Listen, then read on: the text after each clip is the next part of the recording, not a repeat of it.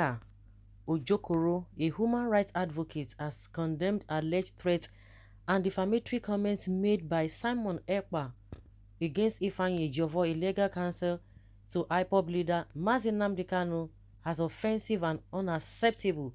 Ejiofor accused Ekpa of dishing out tissues of lies on social media about Ejiofor and the IPOB leader through his blog for the purpose of maligning Kanu and his legal team in a statement made available to Vanguard. According to him, Ekpa was quoted on YouTube as saying, "We have sacked DOS, Ejiofor and the legal team have compromised.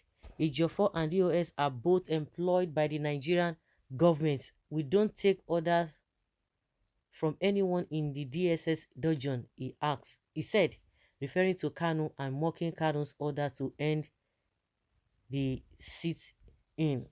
Biafra House is inaugurated in the United States, according to source. Buhari congratulates Archbishop Onua, president-elect of CCN, while praising Ejiofor for being a brilliant and courageous lawyer who has risked his own life to defend Kanu and thousands of Igbo young men and women.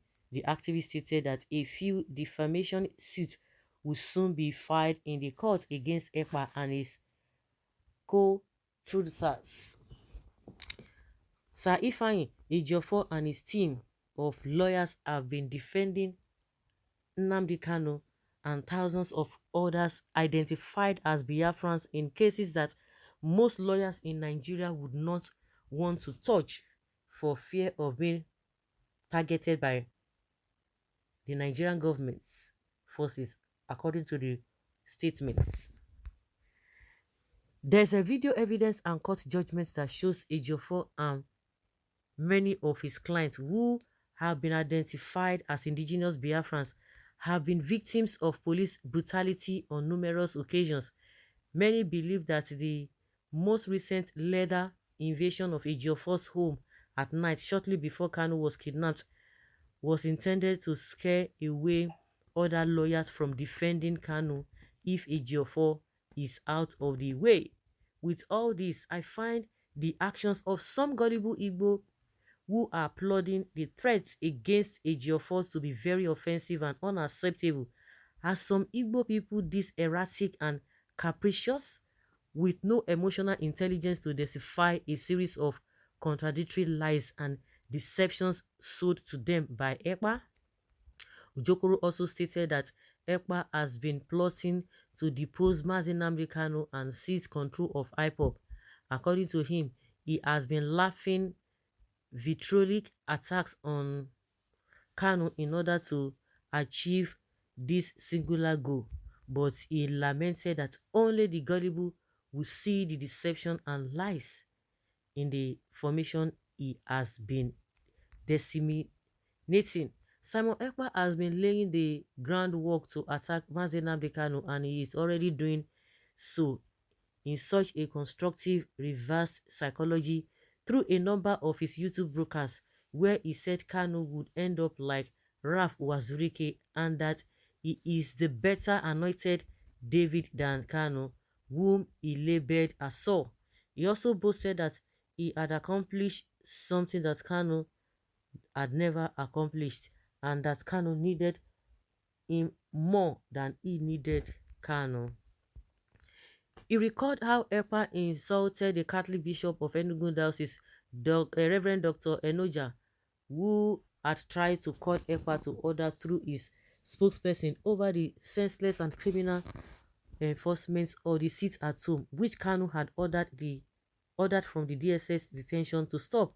Instead of listening to the bishop's wise counsel, he boasted that he would not take order from anyone in DSS custody, and that his own version of IPOB called autopilot was the original. He bemoaned Ekpa's use of Kanu's ordeal to spread unfounded lies about the IPOB leader, while anyone who tried to call him to order was labeled a traitor. Ejiofor also warned Oduduwa Republic agitators like Professor Banji Akintoye and Dr. Sunday Adeyemo to be wary of some people who pose as those who pose as autopilots and Biafra spokesmen, saying that such ectoparastic names and positions only exist in the criminal world but are non-existent in the actual Biafra independence restoration movement led by Kanu. The rights advocates accuse Ekpa of deceiving the teeming Igbo population that believes in the realization of Biafra, dismissing the self-proclaimed autopilot leader's comment that Biafra would come in 122 days or less. I will be a fool if I don't ask the person how that would happen, the strategy and the process.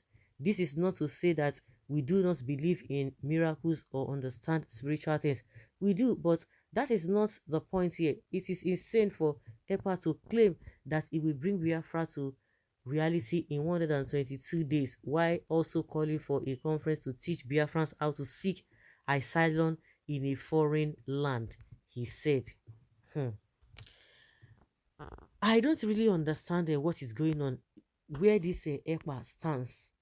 Honestly, I don't know where he stands because there's some kind of a contradiction. Most of the things he says are so contradictory. I don't really understand. It's just really, really so funny. So what does he really want? Because you begin to hear, oh, yeah, there's still sits at home order. Some people are enforcing it. I don't really understand. I don't know who even, because initially we learned that after Nnamdi Kanu was arrested, that he took over the mantle. But all of a sudden, we began to hear a lot of things that are so unclear to majority of the people. Honestly, honestly, I don't get it. That guy Ekpa said he was an ego man, and I am beginning to wonder if he really is. I have failed to understand his objective and what he's actually fighting for. Honestly, this entire me so. He also talks out of control and unreasonably. Nnamdi Kanu will be ashamed of even associating with this white dog. Just like Uche Mefo. Where is Uche Mefo now that went with Asari Dokubo? Where is Asari Dokubo? They went to go and create a Biafra customary government. Where are they today? Where's Asari Dokubo? Asari Dokubo is nowhere. Does it mean that Uche Mefo still believes in Biafra? And if you believe in Biafra, is it Asari Dokubo that you are now working with? I don't really understand. This is a really, really unimaginable. You begin to wonder what is going on. Where his end is near, Ekpa has destroyed South Seas by wrongly brainwashing our youth who are being killed on daily basis. Can you imagine? So guys, let's see your opinion and have your take on this. Thank you.